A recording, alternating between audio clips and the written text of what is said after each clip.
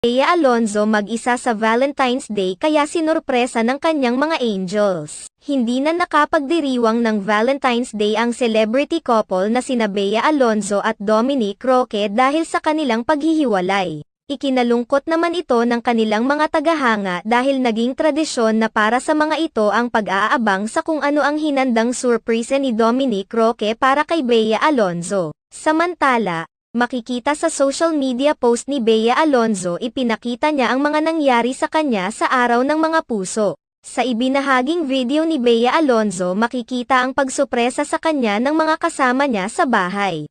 Makikita pa sa video ang pagiging emosyonal ni Bea Alonzo dahil hindi niya inaasahan ang gagawin sa kanya ng kanyang mga angels. Kabilang sa mga ibinahaging larawan ni Bea Alonzo ay ang kuha niya kasama ang kanyang alagang aso na si Walter White. Marami naman sa kanyang mga tagahanga ang napapatanong kung